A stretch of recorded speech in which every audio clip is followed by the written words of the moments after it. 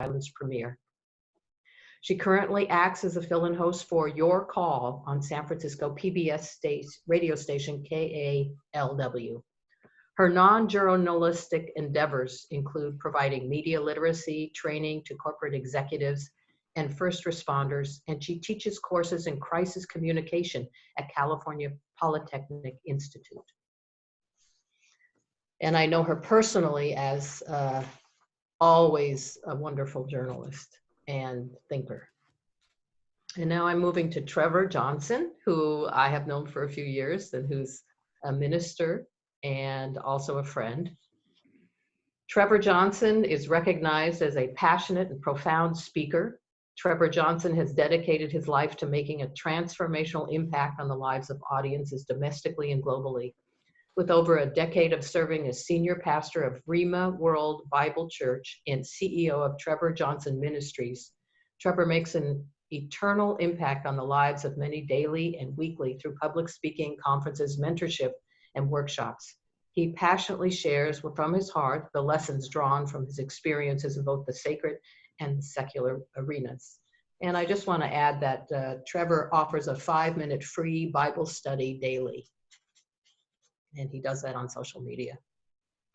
So this is a little introduction to two stunning people that I'm grateful to have here today. And I'm going to turn it over to Renee, and I'll give you a 5-minute more when we're closing to the end of your speech, if that's okay. Thank you, Linda. Thank you for inviting me virtually. I've been invited to the group over the years, and who would have ever thought that there would come a time when we would have to meet this way virtually? But I'm grateful for these times, because in addition to the challenges, somehow technology has dovetailed perfectly so that even attempts to separate us can be foiled. We can always find a way to each other.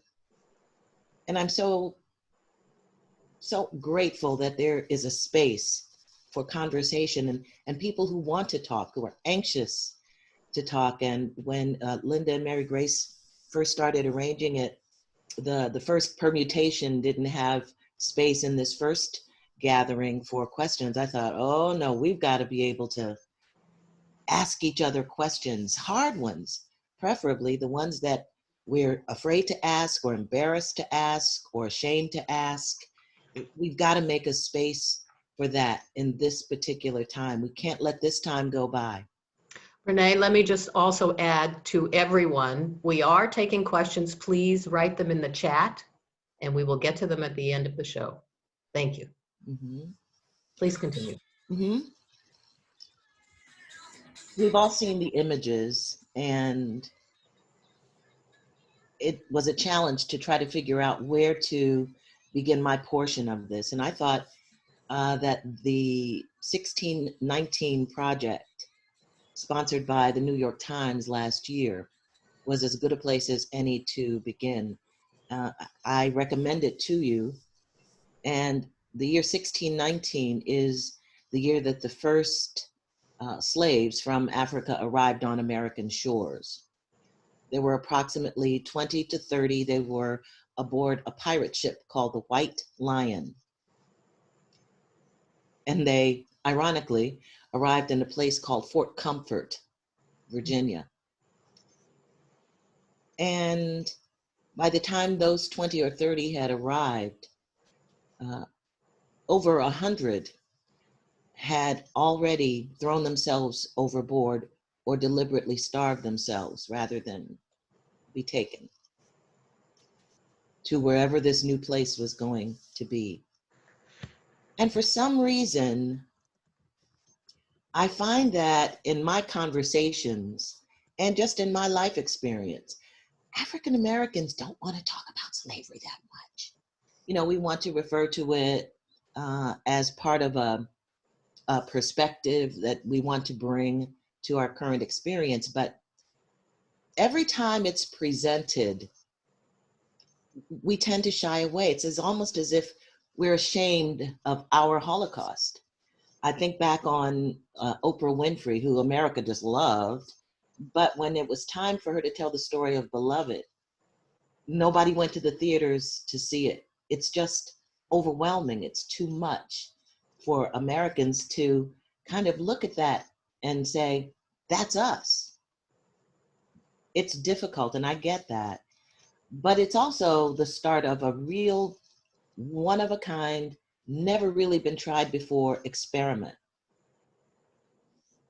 And it brings with it all of those human foibles and frailties, because when we finally were able, after what, 200 years, to come up with a framework, an architecture for this new world in 1776, we had gone from 20 or 30 to about 500,000 slaves. And so by that time, when America was trying to figure out who she wanted to be and come up with a document for that, that document did not include women, it didn't include African Americans, it didn't include Native Americans, and it didn't include landless white men.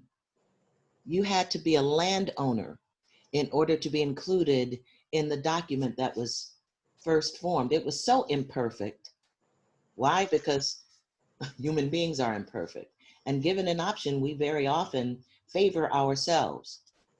We create what is beneficial to us.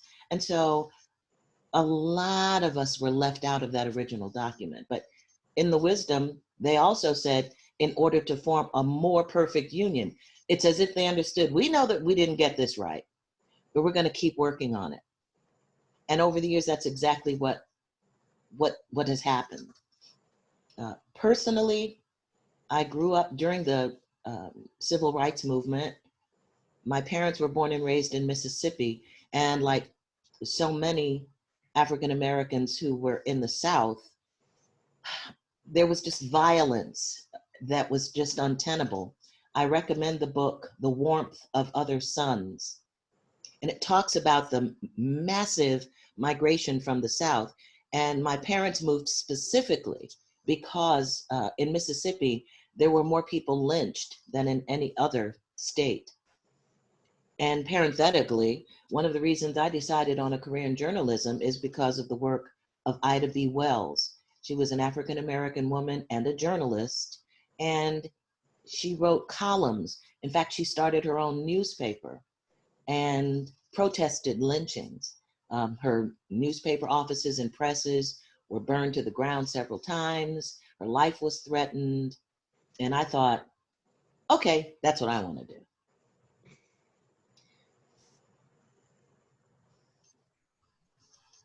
I come to the conversation today having seen how law enforcement played a role in how America is now awakening in a way, and understanding that we are all Americans, and watching a fellow American die right before our eyes has been a turning point, particularly when it comes to policing, because I watched as I grew up. My parents were both very politically active. When they migrated from the South, they migrated to Cleveland, Ohio. And they somehow understood that politics was the way forward. I had police officers in the family and always felt very patriotic. My dad served in World War II. He was stationed in Papua New Guinea. But when he came back from the service, he was not given the benefits of the GI Bill, the ability to go to college and the ability to buy a home on the GI Bill. So my parents bought and paid for 2 different homes in their lifetimes without those benefits. But there was also this inexplicable patriotism. So even as they were politically active and fought against the politics of the day, they helped to get Carl Stokes elected the first African-American mayor of a major city. They were saluting a flag and calling her to her higher purpose all at the same time. So my sisters and I were all very, very active. And I thought about the role that law enforcement has always played in our lives. And it started with what they called patty rollers in the South. Those were the policemen of the times who fought and brought back, brought slaves back who had run, all the way to today, when it makes us feel more safe and more comfortable to have a police presence in our community. But what that video showed us was that there's a completely different relationship that African Americans have with the police. And it opens up a conversation about, why is that? Is it that African Americans misbehave more often, break the laws more often, are more prone to crime, and therefore need more policing? Well, no. And the more I looked into it, I found, okay, there are simply disparities. Let's start with the fact that arbitrarily, maybe, politicians decided that rock cocaine, which was first introduced in the United States by the CIA, look it up, cocaine was being brought into African American communities on purpose. This is not rumor, this is not urban myth. The reporter from the San Jose Mercury News, who, and Linda knows about this, yes? Mm-hmm. The reporter who revealed this died very mysteriously. This is deep. And we've got to pull back some curtains and unravel some mysteries to really get a feel for the fact that, no, African Americans have a different relationship with police because African Americans have had a different relationship with America going back a long way, and have been in many cases the victims of actual conspiracies. And so I thought, now why would politicians think it was important to have disparities in how, let's say, powdered cocaine is treated and punished when sold versus rock cocaine? Rock cocaine was cheap, $5 a pop, and it was sold in Black communities because it was cheap. And the penalties for selling it were by 3 times more punitive than powder cocaine, which is what was being sold in white suburbs. Well, that's deliberate. And it's important to mention that African American politicians were calling for steeper penalties as well. When the bill was signed, the crime bill that Bill Clinton came up with had lots of African American support because there was a need and a desire to have safe communities. And this seemed like as good a way as any to clear communities of crime and issues and problems. Well, we know how that turned out. And so there's this constant push me, pull you when it comes to relationships with the police. And so coming to today, I can't tell you how distressing it is to have Mr. Floyd turn out to be the person who might have turned this thing around and gotten people to think about these issues. Why? Because he, like those police officers, and like America herself, is an imperfect example. He spent time in prison. They found fentanyl and methamphetamine in his system. It was the same with the man who died in Ferguson. He had just strong-armed a little grocer. There's video of him, pushing over the potato chip stand and pushing over this innocent little grocer. Would those have been my choice as the ones that we would hold up as an example of why our country needs to look at itself and change direction? No. But the two people, for those who are Christian, on either side of the cross they were robbers. They were imperfect. And I think it's as good an example as any.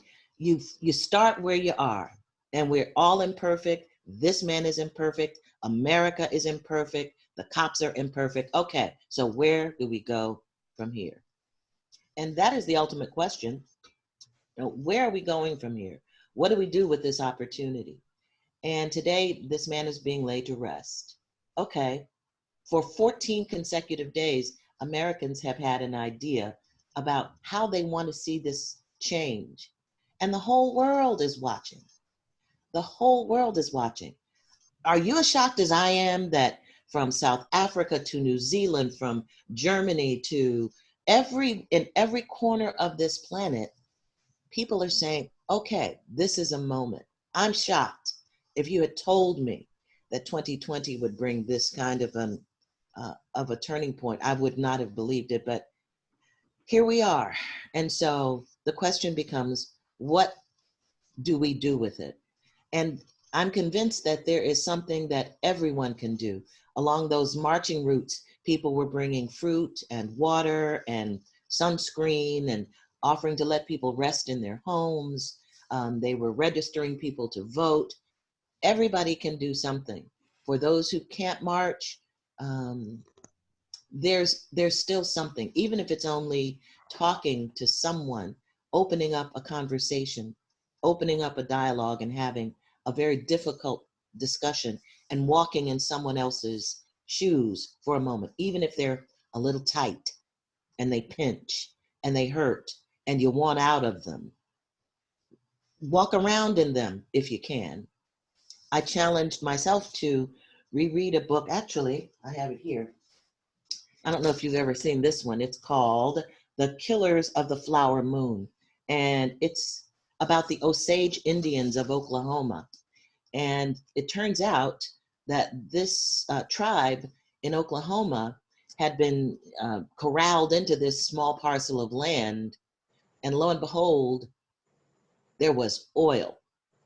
And they had established so much money from these oil wells that they had built mansions, they had limousines and chauffeurs and maids. It was a remarkable thing until one by one they were being murdered. And the J. Paul Gettys began moving in. I walked around in these shoes because that's part of the American story. And while I can never understand what it's like to have been a Native American with a particular relationship for this soil that we now all call home, they had it first. They did. And based on their culture, their relationship with it doesn't even acknowledge the possibility of owning land. They figure it's impossible. And so somehow the land that they revere and consider their mother has been appropriated, taken away, and they have suffered ever since. I thought it was important for me to walk around in someone else's shoes, another American experience. And I invite you to do that as well. That's what we can do in a moment like this. Renee, beautiful. Little. You have 5 more minutes, sweetheart. I do? Yeah. I thought I had less than a minute, so I was winding her up. You got a little bit more. Go ahead. Okay, thank you. So when we're feeling helpless, that's what we can do. Take a moment, and I've got a reading list that I thought would be helpful going forward. I know that you're going to be meeting next week, and if you're looking for something to read, I'd suggest this one, Killers of the Flower Moon. Also, this one, it's by Ta-Nehisi Coates. It's called Between the World and Me. And it's a letter written by a Black man to his Black son. And maybe you've heard that there's a talk that African-American families have with their particularly male children. My parents had 5 girls, 5 daughters. So I never heard what a man says to his son, But I know my parents explained very carefully, you respect the police, you have to be careful. Uh, let's see, how did they put it? We don't want to find your head in a ditch. They made it pretty graphic. And that started at a very early age. How do you get sent out into the world with that message without having a world view and a view of your country um, that keeps you on guard for the rest of your life? That's a part of me now. I also recommend 13th. It's the name of a documentary, and it's produced and directed by Ava DuVernay. And it talks about the 13th Amendment to the Constitution, that it bans slavery except for those who are incarcerated, for prisoners. It exempts them from protection of the Constitution. And it explains why so many African American men in particular, but women too now increasingly, are caught up in the criminal justice system. It's, again, it's not by accident, it's by design. And when you know that, you start to look for the patterns. For example, here in Oakland, the city council decided some years ago that it was just too expensive to maintain the city jails. And so they farmed that out to a private corporation, which has been the practice for some time now in many states and cities. And so this private corporation agreed to take on the contract with the caveat that you must guarantee that all beds in this facility will be at least at 80% capacity. Well, not surprisingly, all of a sudden the arrests increased. And who was being arrested? The beds were full for minor infractions. Once you've got a record, when you get out, you have to put that on your job application. Your life has changed. Not allowed to vote. Your life has changed. You're not allowed to have any public housing assistance. Your life has changed forever. And that's not by accident. If you look in Florida, for example, the voters there just decided in 2018, we are not going to revoke people's voting privileges if they have a felony. And suddenly the governor overturned what the voters had decided and said only if they pay any back fees that they have related to their incarceration. Why would you deny someone the right to vote based on a prior infraction? What does one thing have to do with the other? It has to do with voter suppression. So I'm drawing a parallel between cause and effect, intent and outcomes. And it's not by accident. So I encourage you to look for those connections, look for those cause and effect. And the final suggestion I'll make is a book by Robin DiAngelo. It's called White Fragility: Why It's So Hard for White People to Talk About Racism. And let's face it, it is. But I encourage you to read that. It's really extremely well written, and it answers a lot of questions that have festered. And speaking of festering, I'll end with a poem that I've known for years, but it's as relevant today as it was in 1957 when it was written by Langston Hughes. What happens to a raisin? I'm sorry, what happens to a dream deferred is what it's called. What happens to a dream deferred? Does it dry up like a raisin in the sun? Or does it just fester like a sore and then run?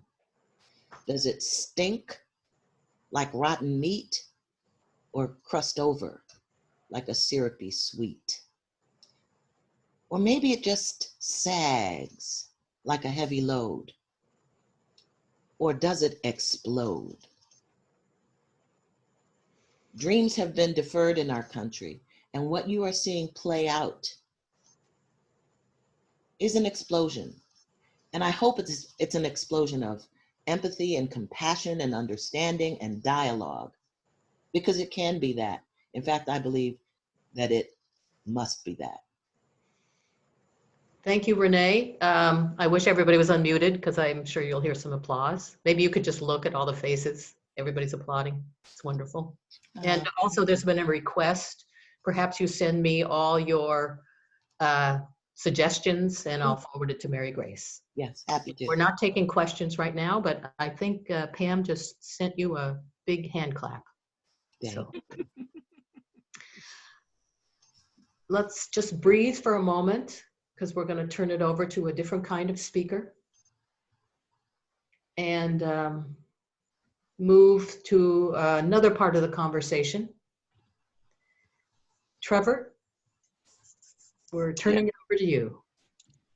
Okay, thank you, Linda, and thank you to the Mastery Circle for this opportunity to be heard and understood. I remember coming to speak at one of your gatherings. I was eternally impressed by the intention of higher value and good that just exuded from the people in that room. And so it's a great honor for me to be a part of this conversation today. And then thank you to Renee, who set the framework for the beginning of this conversation. So much information, revelation, and inspiration in your understanding and view and what you have added. I want to talk to you about the Black man's perspective in all of this. And of course, I'm going to have to put this in a nutshell. And I want you to hear my heart as I've talked to so many different men over the years. It has been just ongoing conversation. I'm 54 years old, and this is the second civil arrest that I've lived through. The first being Rodney King. It was a different conversation, different tone, different feel. But this is, let me open by saying I am very excited and hopeful because of the worldwide support, because of the worldwide map of faces, ethnicities, and so forth that have come to voice their disturbance by what has been seen. And I even credit the Corona pandemic, because I think that because we were all sitting still at home and not moving about, we all saw, we all heard, we all felt what we saw and what we experienced through what happened to George Floyd. But it's been an ongoing issue, problem, particularly in the Black community among men. And let me just tell you that for a long time, this is the sentiment of the African-American male, is that when the dominant culture begins to fear, they begin to kill. And that is what kind of sets us out and sets us off, in fact. We feel hurt, we feel frustrated, we feel angry, and at times even enraged. And you may see that played out in different ways, but it is what the African-American man feels. And he feels discouraged too, by and large, because of what we face leaving our homes every day. And I'll tell you, this might be uncomfortable, but it is the truth of how we as African-American feel going out into the community. As Renee kind of stated, policing, as much as we try and cooperate, we feel hunted. I have 5 sons and 1 girl, and them growing up, me telling them, you know, how to interact with police and keep your hands on the steering wheel if you're ever pulled over, and all that kind of stuff. My sons have said to me, but Dad, what if we do all that and they still kill us? The fear of going out into the world, not knowing if you're going to be pulled over innocently, if you're going to be killed. There's a sense of we're being hunted. And it goes all the way back to, as Renee alluded to policing that evolved from slave catching. We know that there is a different relationship we have with police. We know there's a different relationship we have with corporate America. We know that there's a different relationship we have in this country, even though it's supposed to be our home. And so it's extremely difficult and challenging to navigate just leaving home and coming back every day. And so historically and currently, we have seen our Black men killed and our Black women, but particularly I'm speaking from a Black man's perspective. We've seen both our prominent people, our prominent men, and our unsung heroes who live in the hood, who live in our neighborhoods, who are our neighbors, innocently killed for no reason, seemingly. Get pulled over and get detained. And you often might even hear, if someone's playing a video, what did I do? What did I do? Just looking for explanation of why we're being pulled out the car or sat on the curb or things like that. And so feeling hunted. I wrote some notes down based on what I've been hearing for years as an African-American pastor who has often dealt with broken families and men who come into my office and talk about the lack of opportunity. So in one sense, we feel hunted. And that's an everyday threat. Can you imagine what it feels like going out of your home every day, kissing your family goodbye, and not knowing if you're going to become the victim of police corruption or some type of setup or some type of mistaken identity? Just to come back every day is a blessing. From older men who feel the lack of opportunities, and so they feel disregarded. Although there may be small opportunities that have been presented, we're still hunted on our jobs. Last hired, first fired. Often, the opportunities that we have, only being able to make a certain amount of progress. Knowing that we've done what we could, we've qualified, we've gone to learn, we've done all those things, and just being, just being disregarded, not up for promotion, not being able to see the same opportunities that our counterparts do. And then, of course, discarded, like our lives don't matter. Because this has been going on for years, decades even. And the sentiment as we go out every day, as we hustle every day, as we become entrepreneurs to try and feed our families and create some opportunities is, does anybody besides our people care? When is somebody going to say something? We see these reports that have been sporadic. There's some that we haven't even heard of that we hear about in our neighborhoods, and wondering, where's our help going to come from? Where's the support going to come from? Don't people see what's going on? Don't people understand what is justice in this country? And so feeling that every day, you go out to a fight, you go out to a battle, you go out to defend yourself as you feel like you're constantly being hunted on your job, in the community, in your neighborhoods even. So it's just a lot to have to deal with. And then the flip side of that is being the leader of your community and your family and having to explain to your sons, having to explain to your nephews, and trying to mentor, having to explain to other Black African-American males why this is so. How can this be? Especially in 2020, we've come a long way. Often refer back to Martin Luther King. This is what he died for, and we're still not equal. Equality looks different when you're dealing with the dominant culture and the minority. And so when you start talking about equal opportunity, that's not our truth. And so you see me wearing the shirt, we still can't breathe. There's a lot, this is multidimensional.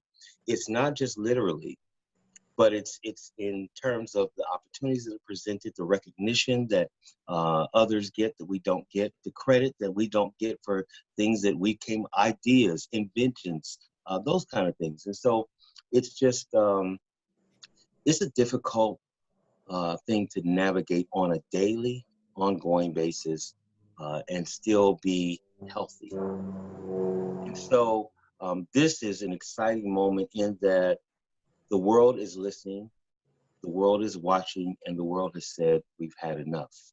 The question now is, how sustainable is this going to be in terms of making changes? And so the African-American men that I know, from prominent to the unsung, are asking, so where do we go from here, and how long can we sustain this now that we've got everybody's attention? Can we press on the gas? Can we fast forward? Can we start now to make some changes that have been long overdue Can we start getting just the compassion? This is what the men are saying. Can we just get the compassion that has been absent in our community for so long, that even people, when we walk down the same sidewalk, instead of looking at you in your face, we'll look down at the ground. And so they won't have to speak, so they won't have to acknowledge you. This is what we experience on a daily basis, that when you roll up next to a police car on the street, you feel like you have to be looking straight ahead and be in this perfect posture, or they're going to pull you over for probable cause. And so it's frustrating, it's hurtful, it creates feelings of anger and being trapped and frustration. And we turn to self-made opportunities. It is also why you will see in the Black community with African-American men, why they turn to what we call the hustle. They get on the streets and try and figure out ways they can make money to sustain themselves, sustain their families, and some of it ends up being illegal. I'm not condoning that, but what I'm saying is this is the reality of the African-American man who has doors shut right in his face. I'll just give you I'll share, be transparent and share. I've been applying for 2 years for a job that I've held for over 10 years of industry. Know I'm qualified, know I got the experience, but everywhere I turn, when I put on that application that I'm African-American and Black, what I get back is, we thank you for applying. We know you're qualified, but we decided to go in another direction. It's 2 years this has been going on, and I know I'm qualified, and I know I have the experience, and I know I can supersede and meet the expectations over and beyond. But no one's giving me even an interview. The interviews I've had over the phone don't lead to anything but phone interviews. And so this is the plight, this is the feeling, this is the anger, this is the frustration of African-American men. And in this moment, we're saying, hey, this has been going on for a long time. There's a swing of emotions that are being demonstrated, as you may see and you may hear, and as you may feel. You talk to somebody who's raw, they're going to tell you, I'm hopeful and I'm prayerful and I'm excited, but I'm still mad. Mm. Why did it take so long? Why did he have to die? Why did Breonna Taylor have to die? She's sitting in her home, minding her own business. Why does she have to die? Why does it take that for everybody to say, wow, that's wrong? It's been going on. Countless African-American men, African-American community people have been victimized, and nobody said anything except us. And so silence is consent. And so now the mindset is nobody cares about us. So you can understand now why there's such a heart opening to those who have been on the front lines with us in the last few days, who have marched with us, who are saying, hey, we can no longer tolerate this. So watching the news this morning, there are artists who are going down and creating art because people are expressing and now feeling the hurt, the pain, the injustice that has been going on. And to some's disbelief. Some people are just waking up to this. And I think, again, it's because of the pandemic. We've all been sheltering at home, just watching the world. And so I think at one point, this is a great global moment and global opportunity to create some momentum. And we must navigate this wisely, compassionately, and with intent. We got to be deliberate about the changes that take place, not just one or two. This is a systemic problem on every dimension, on every level, corporately, worldwide, locally. It is a systemic issue on every level. And now that we have your head and your hearing, we must now have your heart to move you into action with us, alongside of us, because we believe in the African-American community, especially among African-American men. The only way that change is going to take place is if the dominant culture comes alongside of us to support and to say, we agree, this cannot be tolerated. And then begin to make policy changes Trevor, and systematic changes. Yes. beautiful. Please wrap it up. Oh, okay. And so, again, the passion, the compassion, the momentum that must be created must be sustained, so that this is not just another 2 weeks or until after George Floyd is laid to rest. Thank you, my beautiful friend. Thank And you. we have, and you can see all the people clapping. It's beautiful. We are going to take a break. When we come back, we're going to hear from Vonda, and then we're going to open it up for questions. I already see one, and we'll have a rousing end to this stimulating conversation. See everyone back here at 8.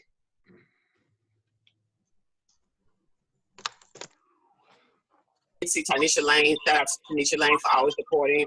I'm not sure who else is on, but I saw Harrison come on. I saw Gerard come on. I think my girlfriend Des is on, if not. But anybody who came on this live due to my post or any type of interaction with me, I greatly appreciate you joining in. It's not just for me, it is for us. So I go hard. Anybody follow me, y'all know I go hard. So thank you for joining us. Welcome. Person Smith.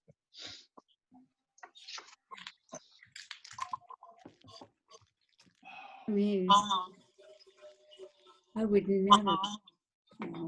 I appreciate the fact that this whole issue is being addressed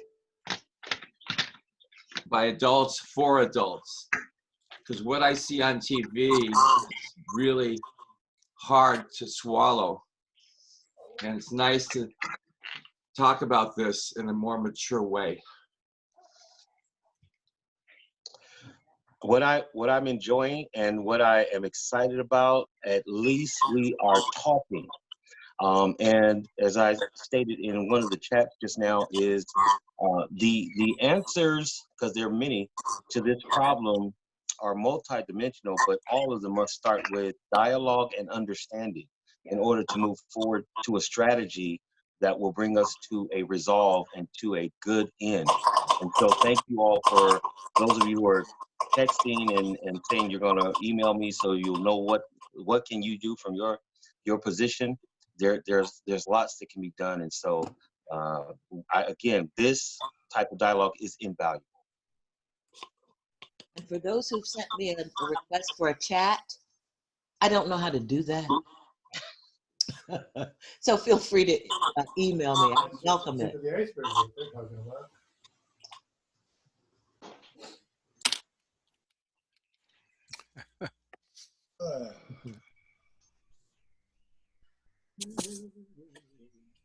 Good boy.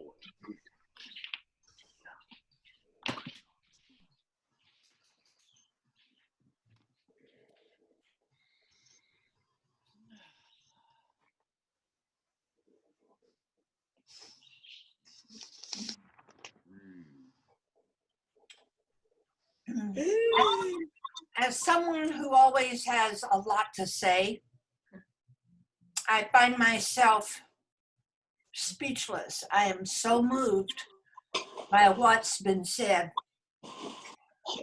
I shall remain there.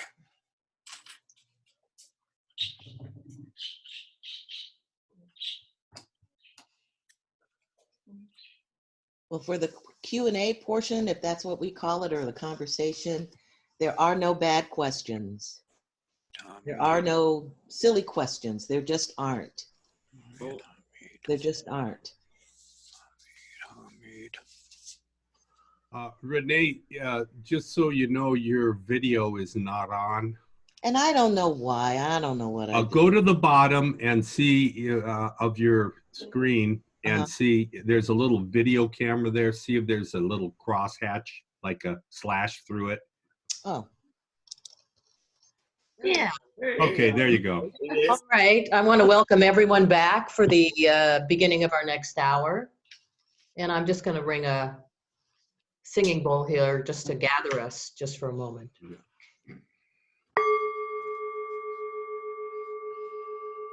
I don't think you can hear that. Yeah, we can hear it. Yes.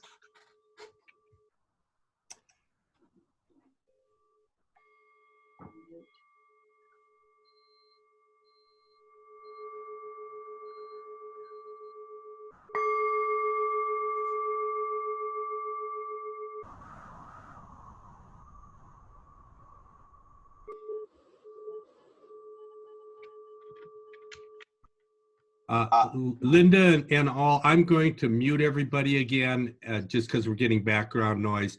Then I will unmute you, Linda. So here we go. Mute all. Sorry about the break-in. There we go. Mute all. Linda, if you can unmute yourself. Okay. Thank you, everybody, for regathering. And now we're going to move to a Mastery Circle member, Vonda, who's been with us for a few years.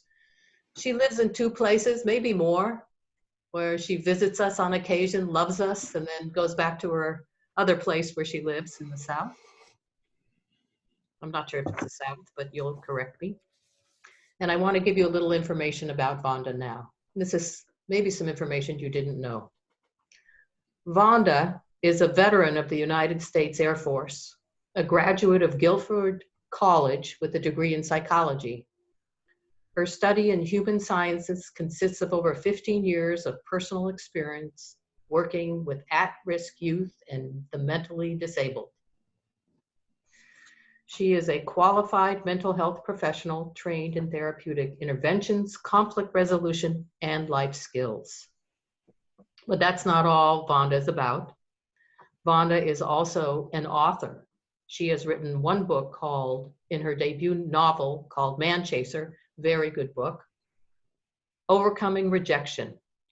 She details what others are too proud to talk about, rejection and fear. Her wisdom will guide you through your own victories through the power of prayer and help you implement God's principles to see victory in every area of your life. Also, Vonda is a licensed and ordained minister, a former minister leader of intercessory prayer and the Counseling and Deliverance Ministries. And she is now working on her 2nd book, a follow-up to Man Chaser.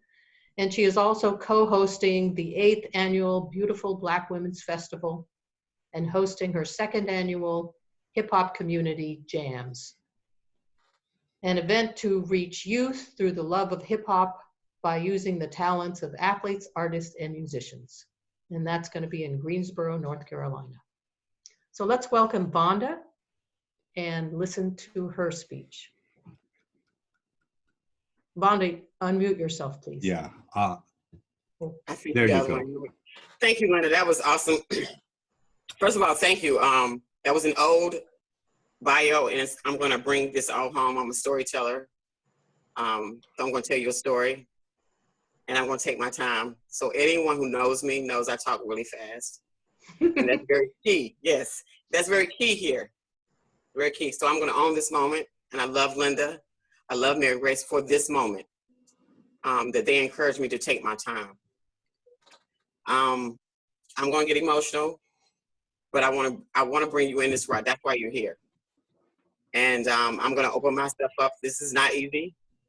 This place I am right now, I'm already teary-eyed, is those from home in Greensboro, what she said last. They know me as going hard, and I said that intentionally, not really knowing it intentionally. When you're in a place in the spirit realm and you open yourself up to the divine to do a divine work in you, then you have to understand, once you allowed it, asked it, and received it, that things that you do is not going to make sense to you, because you're now allowing the spirit to take control of your life. And I say that to say I arrived at Beverly Hills with the Mastery Circle, a young Black girl who was about close to 52. I'm not even gonna lie today, almost 52. I'll be 52 in August. But I have the heart of a 16-year-old girl, a heart of that 13-year-old girl, and the heart of that 4-year-old girl that I wrote about in Man Chaser. So if any of you guys have had an opportunity to read it, then you'll get more insight. But if you haven't, here I am in face to face, and I'm going to tell you a little bit about that. So Renee, I thank you for talking about the criminal justice system. And as you were speaking, for me, I will call myself a byproduct. Not that Trevor has not been, or Renee, but I'm coming into play. This play, in my position today, is I am the byproduct of this system. George Floyd's family is from Sampson County. On Sunday, I went with my mother to celebrate, and they buried her cousin, who's from Sampson County. We also were going to try to make George's celebration, which was in Rayford County, was in Rayford, but that's in Sampson County, which is a street behind the street that we grew up on, McCoy Street. So all this, it seems like it's a movie, and everybody who knows me, I'm all about the visuals because I'm trying to get an understanding. And for some divine way or some reason, I don't know why God chose me. I'm glad. I've been asking that question for a long time. And I think I got the answer just to stop asking, or basically it was my heart, I was willing. So the criminal justice system, as Renee was speaking, is the criminal no justice system for me. So I have a young man in my life at that time named Marshall Nicholson. I moved to DC, a young girl, to join the military, the Air Force. Such an open heart and open mind. I was just so excited about life at a young age. Was always dreaming, was always just seeing things, and I thought that was normal. I really did. So that's a part of to bring it home, the PTSD and the trauma that you're seeing in African Americans, because we think what we're going through is normal. And it's not normal. So what you see spilling out has spilled out over in my own life, just until like it simultaneously happened. And I have witnesses on my phone. I'm looking at her, Linda. So I'm so grateful that when I walked into the mastery circle, I did not see black or white or purple. I saw all colors, but I saw was our hearts. So that's what I want to bring home. And I love Renee and Trevor, and I love the dialogue, and I love it's a mixture of everything. And I have learned, and I've made a lot of mistakes, that when we get in our own right and our own understanding of things, we only have our own understanding. And those that we love, those are the ones we hurt the most. So as this was going on, I was going through the same trauma and breaking with my own family, because that's where it has to start. So as a young child, I took on a heart for relationships. I said, okay, I can't help and save the whole world, but what I can do is open up my heart to heal my heart and to heal those as my family. So Big Marshall, we got together, and so you can read the book, and we birthed Little Marshall, who's now Marshall Sampson, my son. So his father, long story made short today, is currently in the Federal Bureau of Prisons under a life sentence. That's hard for this one to take. This is my dream. Oh, we met in the clubs. It was just our fantasy is just finding a good man. This is a black woman. My fantasy is finding a good man so we can get married. That may not be a white person's fantasy, but for a black woman, we need to get married to a good man. And sometimes a good man is just somebody without a criminal record. And that's sad on a national or international level. But for a black woman, and you hear a lot of conversations with relationship experts, don't settle, don't this, but for a black woman, for me, I'm going to speak. I'm looking for a man that was powerful like my father, that no matter what, he went to Vietnam. He had the highest level, the silver medal. He passed away being a heroin addict. But he didn't have no drugs in his system. And let me tell you what his wife said after all the years. She looked at me. She said, Vonda, if there would have been a needle in his vein, nobody would have known it. That's how black families do. But he passed away every day sitting on that couch on 2207 Malone Lane in Greensboro, North Carolina. Every day my dad got up and he had a smile on his face. But I knew he was depressed because I've lived with it. And so I also suffer from depression and PTSD. But my dad left this earth giving all he got.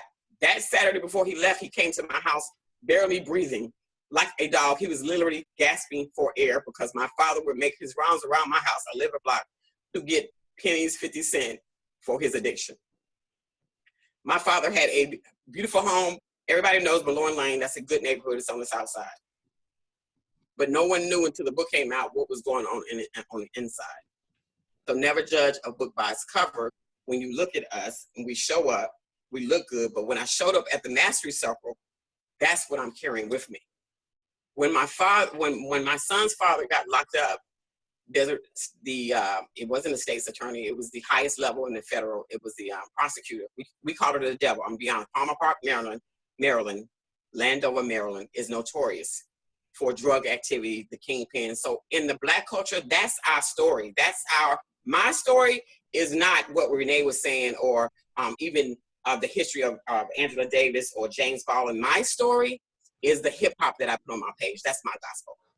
My gospel is New York City, New Jack City. That's my gospel. My gospel is paid in full. Do I glorify that lifestyle? No. But that's my environment. That's what I live with. I went to school and we grew up together as little boys and girls. So they're from the South Side, they're from the East Side. We're girls, we're in the group, the original Flag Girls, y'all hear me say that all the time. We grew up together. So we want to see each other win regardless. We all go through struggles. Back to my family, when this was going on with George Floyd, me and my family and my close partners, my sweethearts, I had even become so hard that I was beating them down because everybody is suffering with trauma. So we're traumatizing one another, trying to get this right. So when you see a person like the one who said he couldn't breathe, I forgot his name, y'all forgive me for the names, but I know the situations where I don't have to look at it anymore. It's been happening all my life. So when you see someone like George Floyd and they find all this bad stuff and he had this in his system, he had pills or whatever, he was drunk or he was stealing. I'm not saying so what, we're not saying that. We're saying we're dealing with a broken system and we're doing the best we can. My friends, my hearts, my family went to prison under the law that was established to put them away in the system that Renee talked about. My friends went to prison when it was unheard of double digits. It was my family who went to prison with 20 years, 30 years, and life. It was me who was in the courtroom for a week, and he was dealing with all other women. But that was my friend. So if I had been that woman that didn't know how to get over hurt and pain and rejection, I couldn't support it. My son's father, my baby daddy. That's my baby daddy. That's my baby mama. We're just a bunch of broken families. But I'm here to show you what this brokenness is. This is a piece of that brokenness and why we're broken. So when they laid down a law and they said guilty, Marshall Nicholson, he fought that system to the end. His family went to prison. His mother went to prison. His father died in prison in a wheelchair. Let me repeat that. His mother went to prison. His father went to prison, and his cousin went to prison. And I was this close to a conspiracy charge. I was watched, they was taping my phone calls, but it did not stop me. You know why? Because we got to do what we got to do. I drove all the way from Atlanta, Georgia to go pick up Marshall Nicholson because the Holy Spirit and me and the divine said, go get him. And when he called me, I went to go get him and I gave him an opportunity. God said, let him change his life and I will help him to get out of that situation. Well, by that time, they had already been tapping his phone for years. They had put all these witnesses out of the criminal system that were people he grew up with. And as the rat, I was talking about the rat, and as individuals that they have to look out for self, they became witnesses against his case. So the very people that he heard out on the street were the very people that were witnesses to him and gave him a life sentence, guilty. So on that day, I was on marble floors in Maryland, the highest federal court system. I was on a marble floor for, it seemed like eternity. I couldn't get up. I had a friend of mine who went with me. And I can't even tell y'all what that felt like. To hear him say life, I can't tell you what that felt like, and he's still locked up. But because I believe in the Most High and I heard the word of the Lord, because I had been trying to reach him, and which I do now, I'm gonna bring this home, and I'm always talking about relationship. Well, I can't stop loving you because you got this girl pregnant and you cheated on me, you got this girl pregnant, and we didn't get married, and you married the other, what I call the side chick, you married her instead of me. So I end up being the side chick. So I'm careful about my words because I have walked through everything I said I am, and I still do it. But because of the divine, he wants to show me and us the power of my words. So I want to bring it back home. When Trevor has a shirt on that says, we still can't breathe, I want to say, we can breathe with you. I want to bring it back home and let you know why we celebrate, why we love hip hop, because we are resilient. We are strong. We are bodacious, and we do what we have to do. In our hearts, it's not illegal, but in our hearts, it's like, I got to feed my family. They're putting cocaine in the white neighborhoods, and they're not getting time, and they're putting crack in our neighborhood. I guess we're going to have to sell crack. It's not that we really don't have a choice. We really don't. We can go to work at McDonald's, but that's not, why are we going to work at McDonald's and we got a product. But now to bring it on home, guess what product we have now? This is my son's t-shirt. He made this out of struggle. Trevor has on a t-shirt. Renee has books. How can you help us? Invest in us. Invest in the hip hop culture, which actually has become the culture.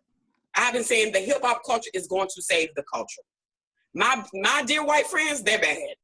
They love me. We talk on a level that I don't have to deal with the jealousy and the envy, and it's in the Black neighborhood. Why? Because of the history. It just is what it is. And do I go through the envy with my white girlfriends? I don't. And I say this all the time, but I understand why I don't. And not to say there's not envy with my white girlfriends, not to say I've never had problems, because that's another story, because it's so systemic. You know, I talked about with the group one time when I had a best friend, her name was Vonda. I think it was in the 5th grade. We were so close. We were so close. We would spend weekends together with my grandmother. She would go out with outings with us. In the back of the old car would be me, my white girlfriend Rhonda, and my sister. I think it'd be somebody else. And we would just go around Clinton, North Carolina, Sampson County, doing errands. But the next school year, I think we were going to the 6th grade. That's when middle school happened. And as usual, when I sat my tray down, I saw Rhonda coming. I was expecting her to come sit with me. And she totally ignored me. I never got an explanation. She never came by. I said, well, she's going to come by. She's going to tell me why she did that. She just like literally, I've never heard why. I'm talking about we were like this. So that's when I really, because if you see me, you know me, I'm so outgoing. At my best, I'm really outgoing. I love people. At my worst, I'm in a darkness. And that's the depression that has seeped over me over the years. So I've had a close friend, all my loved ones, my friends that I have with me, that has really showed me myself. I have people that just really check me. They know the heart I have, but I haven't been a good friend to people. Why? Because of the hurt and pain. So when you're on the front lines, when you're a Sandra Bland, or you're a Fannie Lou Hamer, or you're Ida B. Wells, or you're Renee Kemp, or you're a Trevor Pope, have compassion for us. We become strong because we have to. We have to wear a sword every day. But when I showed up at the Mastery Circle,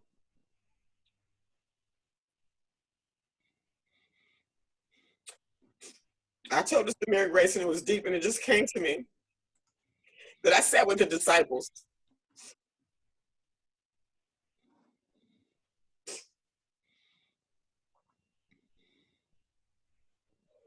And if you guys may not know the group like I know them, I don't even know them as much as they know each other, but I know them enough.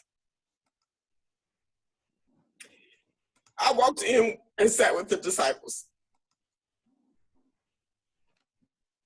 And I'm just gonna let that sit there for a minute. Because I had Tim that spoke from a high place as Jesus just gave such a profound, beautiful word. Then you have Bill that's like Mark, that just has his verse, and they're so comedic and they're so gentle with their touch. You have Nita. Nita, you look so beautiful this morning. You look so beautiful. That it is rare that she doesn't have anything to say. She's the note taker. She's the Matthew. She's the Paul.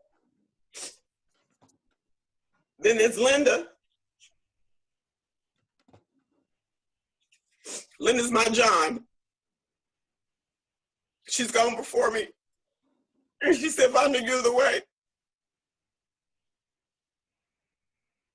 There was no envy. There was no, I want to go before you. There was no, it's my turn. There was no, why not me? There was, Vonda, you gotta go. And anytime I needed something, they answered on the first ring. If they didn't, they text me back. They made me feel welcome. They made me feel loved.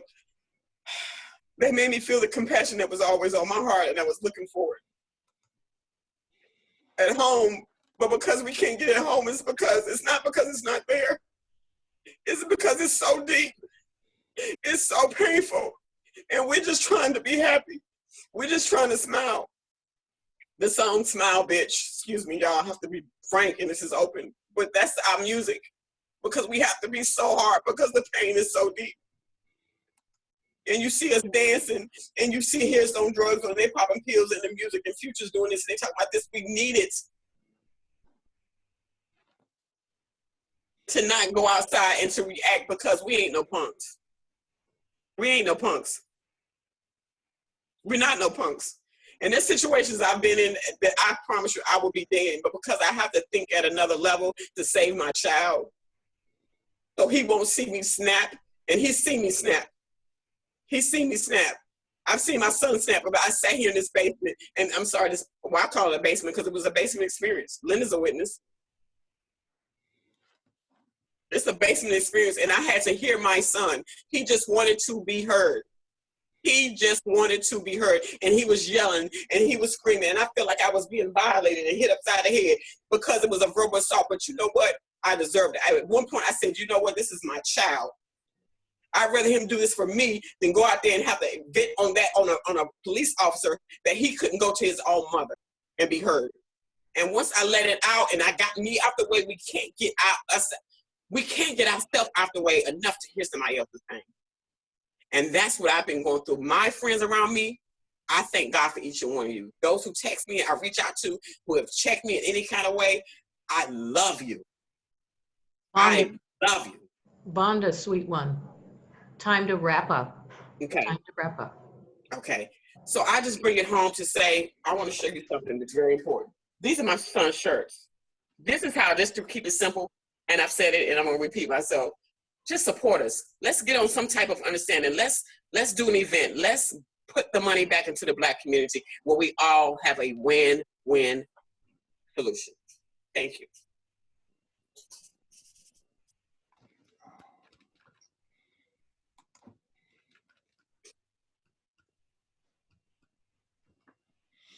Please stay right where you are. Type in your questions. I've seen 2 questions. I'm going to ask you to unmute yourself and read your question. And I'm going to start with, so Trevor and Renee and Vonda need to be unmuted. So unmute yourself if you can. And I'm going to start with Bill Hoverston's first question. If you want to ask your question, please make it brief, and we're listening to our speakers. Scrolling back to try to find it, but I'll I don't remember exactly what I wrote, but ever since the 1990s, there's been attempts in Congress to first financially hamper the post office, and more recently to kill it. And I'm just wondering if you guys think at all, from your personal or political perspective, if that has anything to do with the fact that it's such a high proportion of postal employees who are Black, that increasing attempts to kill it. I'll go first on that. Yes, and I didn't think of it that way, which is so key, that a lot of things that goes around us, because we're living in the system, we just live with it. So we don't see it from that point. So I really looked at it, yes, of course, because a lot of my friends work with the postal system now. And because that's a staple in our community to get stuff out and to get information back out is the most inexpensive way to go to a post office. That's a direct threat to the Black community. I would have to agree, and that's what I meant when I said that we are being hunted, not just literally, but in terms of how we feel. Everywhere where we could progress, there is an effort to shut it down, burn it down, or kill it. I'll just add that, like most things that impact African Americans, I think poor white people and poor Black people share the loss of the U.S. Postal Service. Once again, this is not a coincidence. Poor, rural, distant country white areas are only served and surfaced by the U.S. Postal Service. FedEx isn't going to do it. UPS isn't going to do it. Right. And this didn't just happen overnight. They've been selling off valuable pieces of postal property, those Hallmark buildings with Diego Rivera paintings on the walls.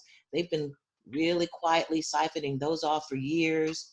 George W. Bush attempted to privatize this postal service years ago. They've had their eyes on this for a long time. And now this could be the way that poor people in the whole country, not just African Americans, but poor people everywhere and frightened people afraid of COVID-19 could get to vote. And it's no coincidence it's being shut down. Not to mention all the civil service jobs that minorities have always had through the post office. Well, it would be great if that would go away and get privatized. Yeah, I think that's a good question, Bill. Thank you all. Thank you so much. Thank you. I'm going to move on to Pamela. Pamela has a bright question for others. So unmute yourself, Pamela, and ask your question. Hi there. Basically, well, first of all, thank you, the three of you, for sharing your hearts and your experiences in your life. And it's an impossible question, but okay. The question is, if you had all the means, all the money, all the support of everybody and anybody, and of politics, etc., what would each one of you speakers be or do for this coming year? It's a very difficult question, but and thank you for speaking with us and sharing with us. But if any of you have even a little thought about that, where there's no restrictions now for you to heal, teach, whatever, sing. Okay, thank you. I'm sorry, can you please repeat the last part of your question? Could you repeat the last part of your question? Okay, well, the last part, if you had no limitations at all to be able to do what you want to do, no limitations of money, of politics, of anything, in the next year or the next month, you're finally free. What would you or you and your friends or you and your social, anything, start doing actually for finally lifting up the human race into equality and love?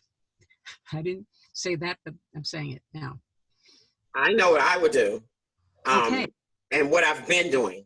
Yeah. And I'm going to speak for a lot. What I've been doing, and I'm so grateful for this opportunity, which is why in the midst of all this tragedy, there's joy. I can talk to Linda or Mary Grace, and as I'm talking, I'm crying, but there's a unspeakable joy. What I would do was to continue to do my platform. I would want to do We Need to Talk Relationships, a platform, put it together with Mastery Circle, have key speakers like we did now, and have a hip hop community jams portion of the We Need to Talk Relationships, where I have the vendors of our Black community, small business owners would be the vendors. We would be the vendors, and you guys would come as a Mastery Circle and hip hop community jams and come together on a global scale in LA or whatever, virtually.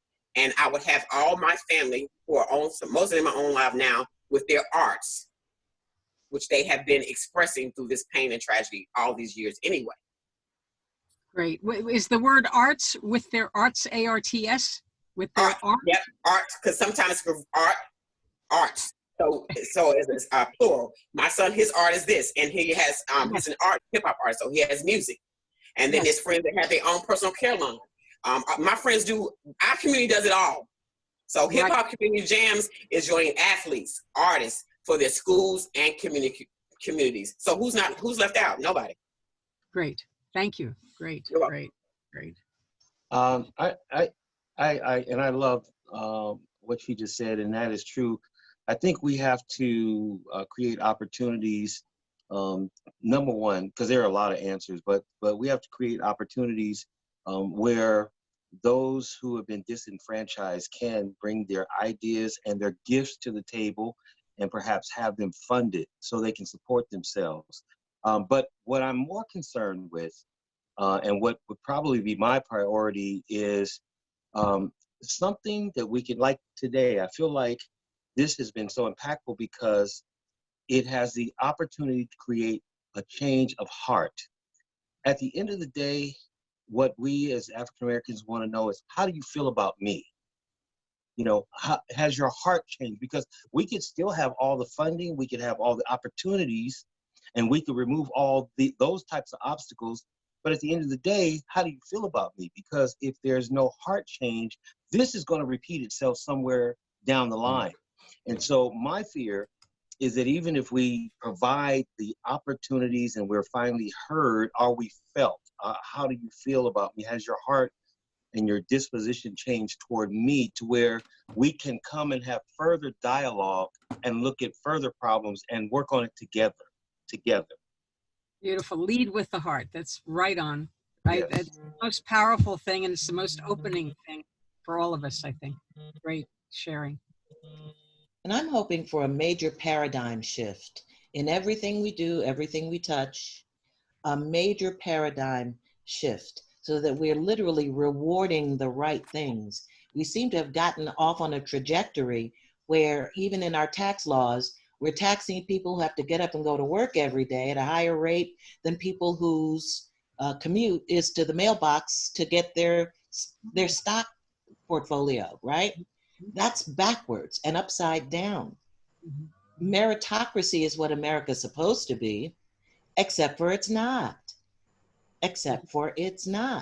And so if we can just figure out this, I love this experiment that we're trying that's called America. I love it that we're trying that in spite of the differences and because of the differences, America really could be great. So I would challenge anybody to just get a little copy, one of those little pocket versions of the Constitution, read it, see what the promise is, see what the check is that America has written, and then demand that she cash it. Great. Amen. Great. Thank you. Thank you, the three of you. Wow. All right. All right. And do you know, it seems doable. Yeah. It is. Let's thank you, Pamela. Thank you. I just want to put a plug to Gordon, who has gifted many of us in the Mastery Circle with that Constitution. So thank you, Gordon.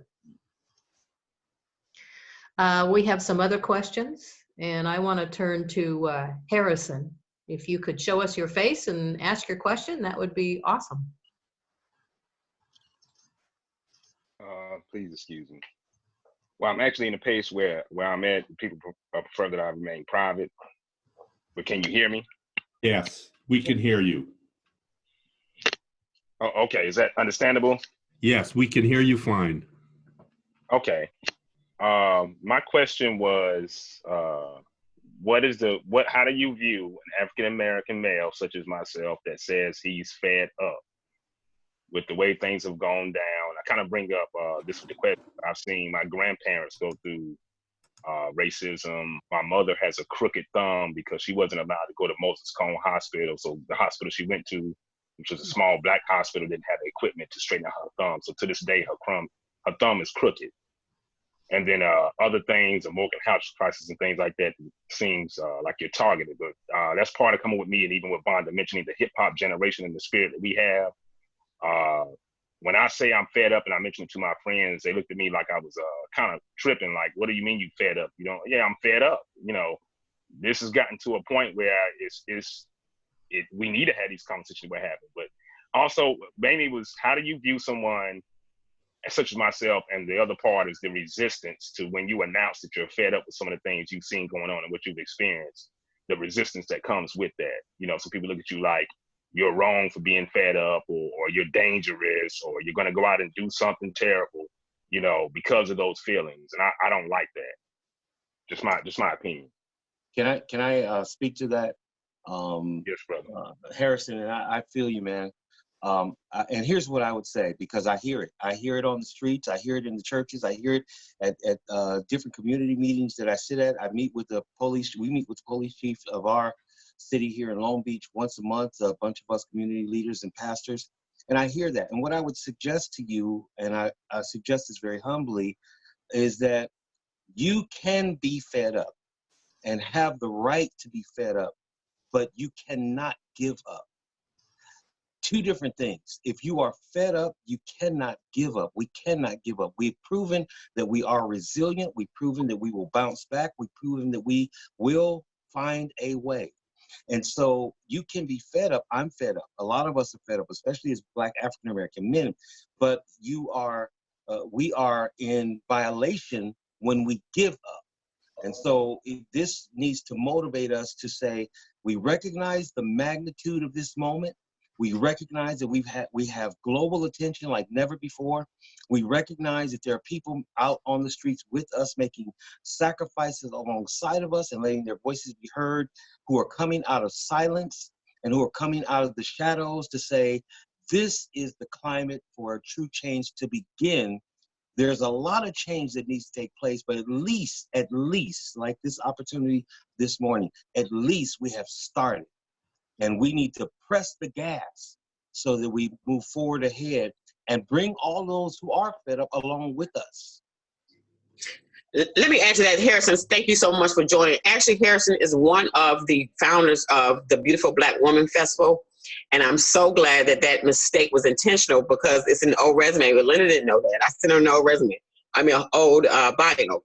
So yeah, I know, baby. Thank you for joining. But Harrison is one of, is it 4? I think it's 4. I think it's 4. But regardless, they started the Beautiful Black Woman Festival. So I'm speaking for Harrison. I have not, him and I have not spoken besides Facebook in over, it's probably been 8 years. But I know, I know his character and I know his passion because when I think it was when 5 men, Black men come together in Greensboro, North Carolina.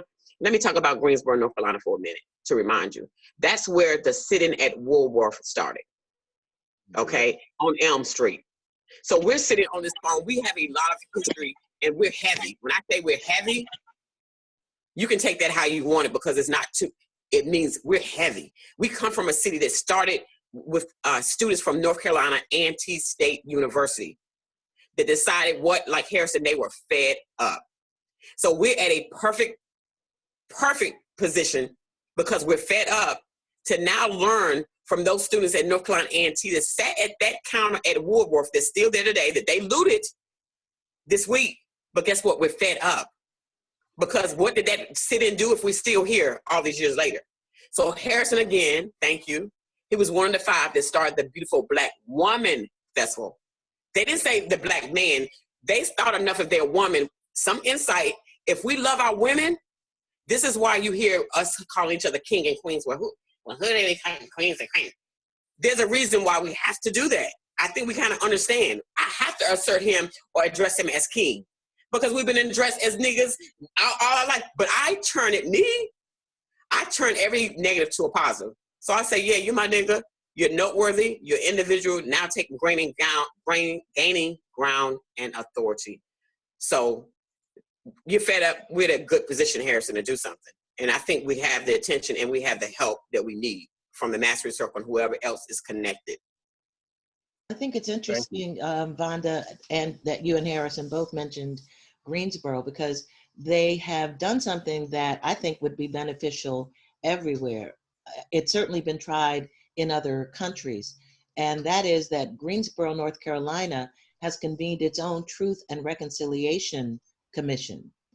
And I think it's important that that starts with the word truth.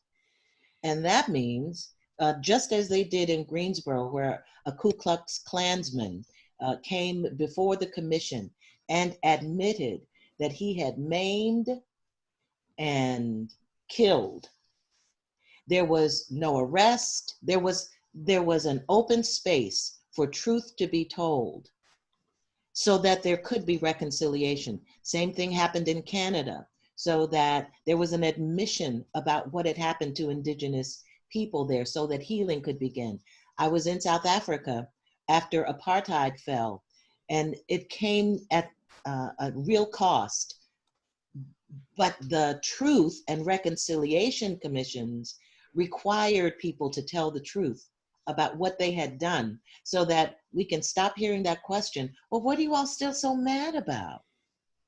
That was a long time ago. Why are you so angry?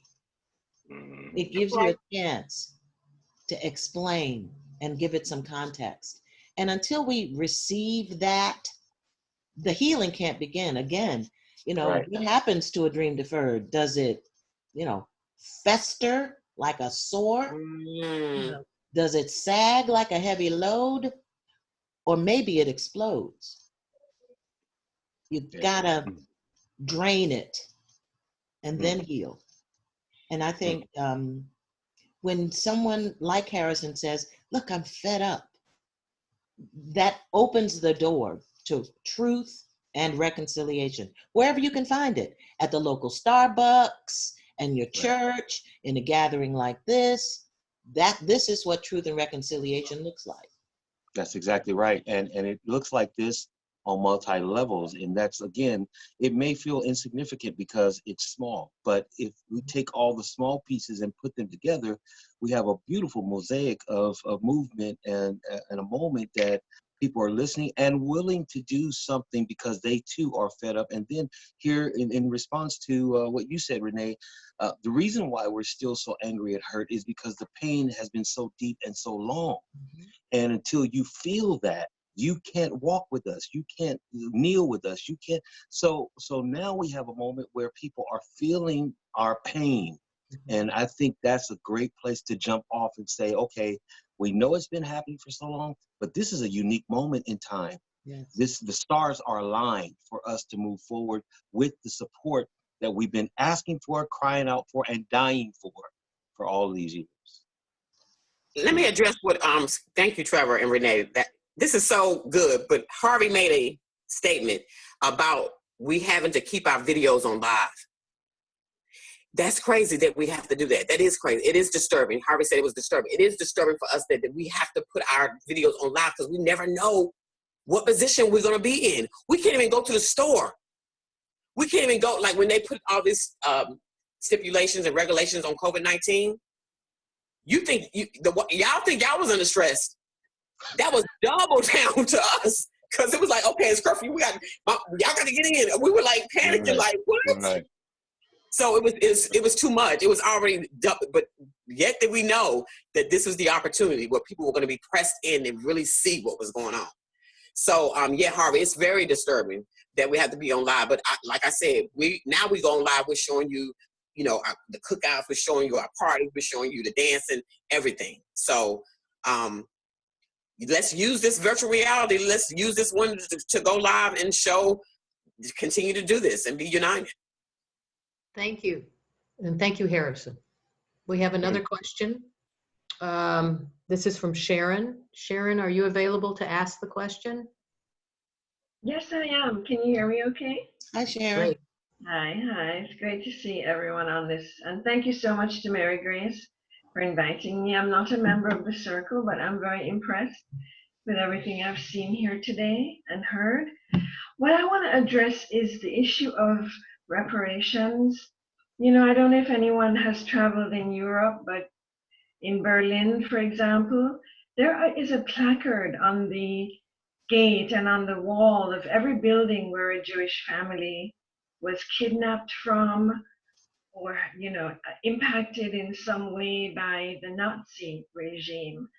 And after World War II, there was a lot of reparations that were done for those families and their survivors. And, with us, we're going back 400 years, it's a little different. But I want to just share that there are some really brilliant scholars and people that are working in this area. And I think economics is such a huge part of the struggle that we are facing right now, and I very much appreciate the marching and that opportunity to be heard and the fact that in LA, it's a rainbow that's out there, and we do have partners in our struggle. I just want to hear, the thoughts of the speakers on this particular matter. It's a huge thing, but I think if we can get to some understanding and bring that forward, it's going to help a lot of people, and also along with that has to come financial education. So many of us live in communities where we only have access to payday loans and check cashing. Those are the only financial institutions available. And I want to hear on this what the speakers have to share on this. And thank you so much.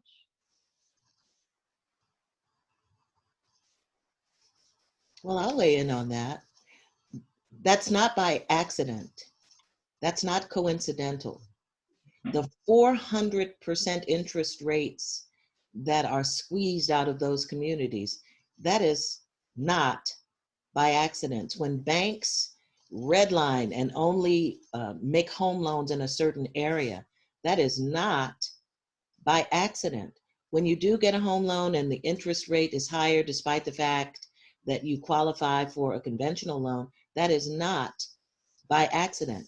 I literally was part of a class action lawsuit because it was determined that the tranche of loans that I was in was part of a whole redlining conspiracy, and they had to pay out. So you think that these things are in the past, are history, but even things like codicils in home ownership documents.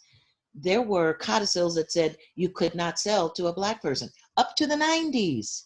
Mhm. I mean, this is not ancient history. So people who say that reparations are to mend a wrong that was done 400 years ago and you can't reach back that far, can we go to 1990 then? That's good. Mm-hmm. Yeah. That's good. Yes, we can. That's good, Renee. Thank you. Mm. And that goes back to what I'm saying is it's just a platform, but this is a platform, and that's all we need. We just need to be heard. And so then I think the reparations will come, like Renee said, start somewhere, but let's start in our community and helping getting back. It's not that difficult. Let's start by today and just getting behind whatever we're doing that's going to be a plus and a positive for our community. That's going to leave us in a better situation. That's not going to just be a highlight and take the energy of what's going on now and just leave us stripped and bare, because that's what we feel like. Our men were raped, our women were raped, and we feel like we're raped when something like this comes and it's energized, and then we leave with nothing. Man, I concur with what both ladies said, and I don't think there can be real reconciliation until there is reparation. Jesus met a man named Jairus, and when Jesus went to his house, he said, "You know, Lord, if I have taken anything from anyone, unjustly, I'm going to give it back to him manifold. I'm going to give it back to him manifold." Why? Because he had a heart change. He had a life change, an encounter that changed his heart. And he says, "I owe this to the people I've hurt. I owe this to the people I have wronged." And that was his, he was moved with compassion to say, "I'm going to give this back. I'm going to give this back." And so part of reconciliation, I think, has to have a demonstration of reparation. Thank you. Thank you. We have one last question from Hal. Hal, if you want to unmute yourself and let everyone hear your question.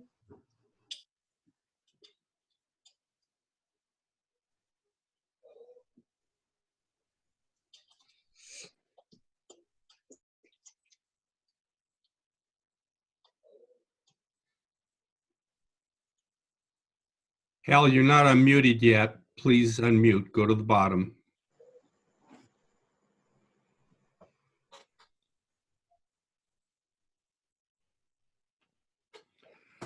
Paul, can you unmute him? As a co-host, I have to ask him to unmute, but I think you can toggle directly to unmute him.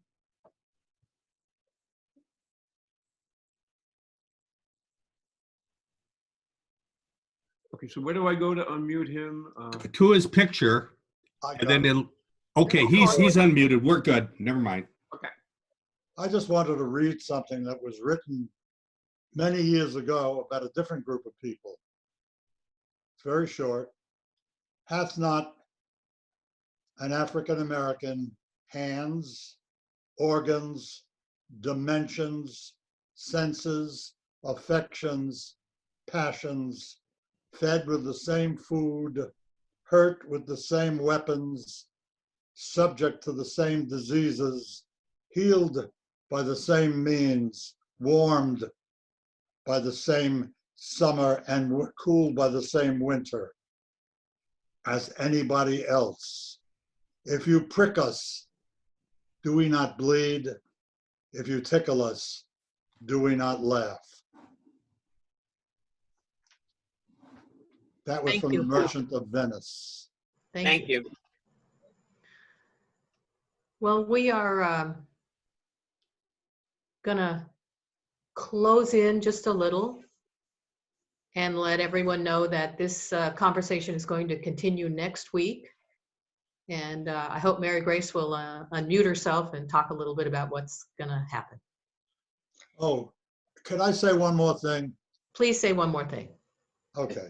I was reading an op-ed last week, and part of it was about a man who was a supervisor of a state school system. They didn't say what state, and he was at a conference. He came home, and he was in a car being driven home from the airport.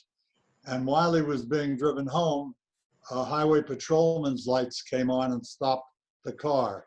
And this man said his heart started to pound, and immediately put his hands on the dashboard so that, like this, so that they would see he didn't have a gun. Fortunately, he was in an unmarked highway patrol car driven by a plainclothes highway patrolman. But he was a black man, and he said this is how he was brought up, to be afraid and to make sure that your hands are being seen by the police. Terrible. That's all. Thank you, Hal. And now we turn it over to Mary Grace. The next week is really an opportunity for more of us to share our comments or have questions. Our three speakers have graciously agreed to be present with us, and I'll be facilitating. Thank you so much, Linda, for the wonderful job today. And I am really, I'm so deeply touched by our panel today. Thank you so much. I'm just feeling very grateful. And I've put on the chat at the side there.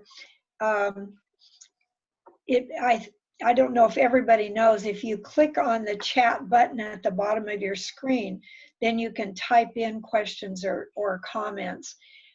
We had up to 70 on the group today, and thank you, Paul, for letting us use your Zoom because he has access for more people to join.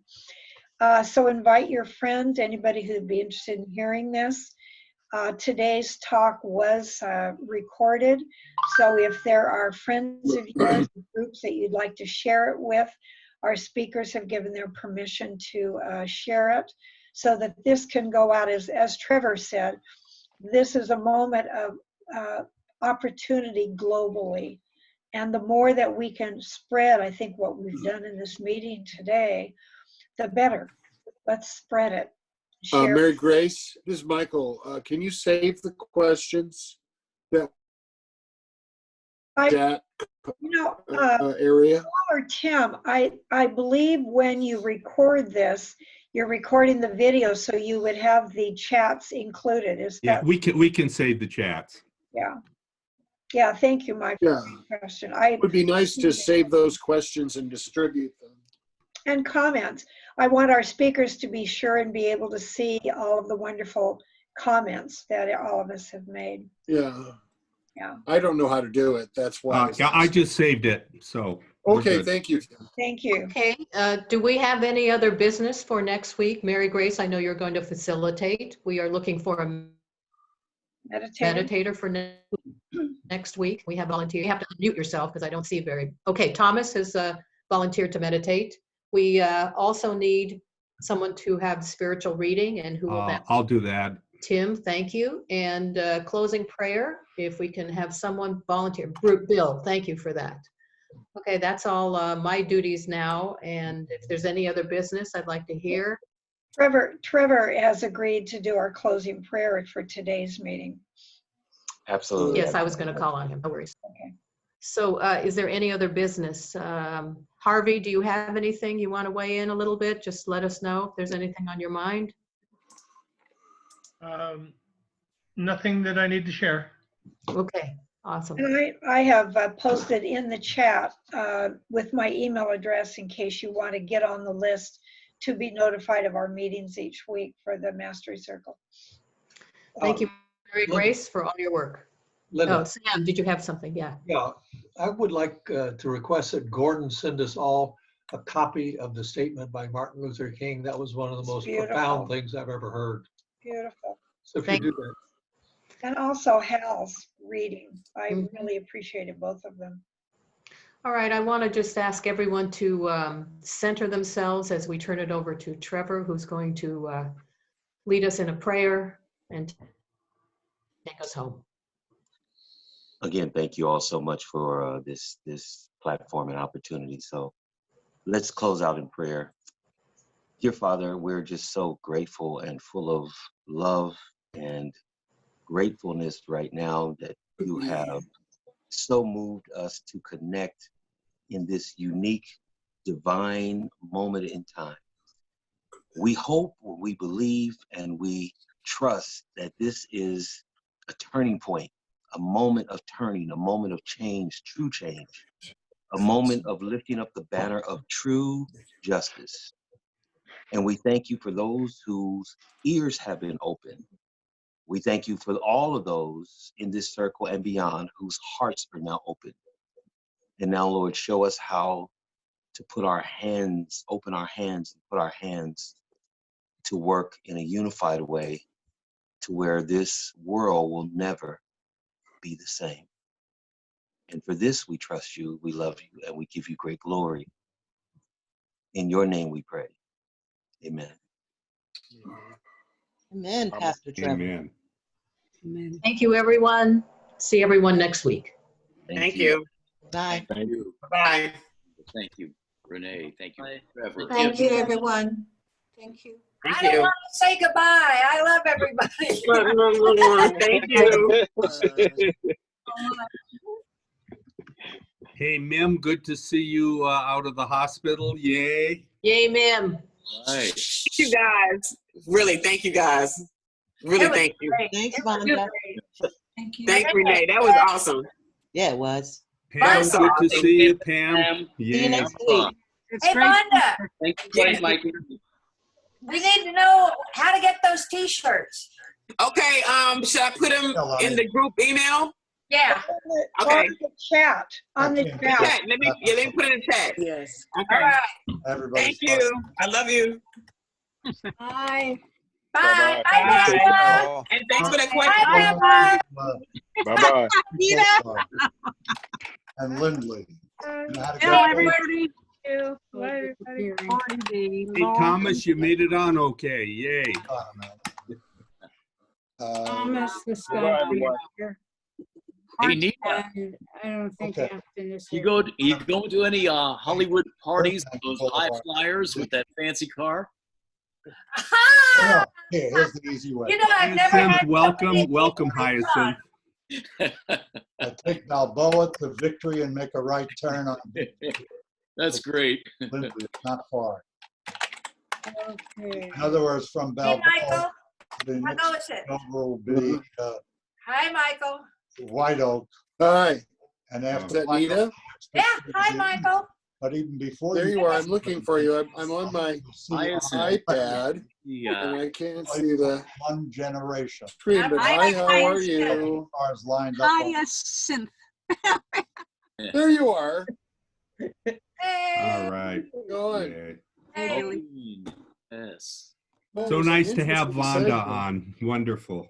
Yeah. Y'all see that Naveed from Pakistan was here? Yes, he was. Yeah. Ah, I mean, talk about international. Yeah, that was awesome. Hi, everybody. Thank you, guys. Then we got our resident French girl. Pakistan. Hey, Paul, we got through it without it blowing up. Wow. Right. Great. Yeah, it was fantastic. What a great morning. What a great, great morning. Yeah. Wow. All right. Thank you so much. All right, I guess we Hey, got to. Pamela, did you ever get my film? I did not. Okay. Would you send it to me? I sent it to you. You didn't get it? Hal, darling, would you Where are send it to me? Send it to me again. Hi, I'll Dr. send it again. Okay. Hey, Colleen. Okay. Hi, Nita. Hey.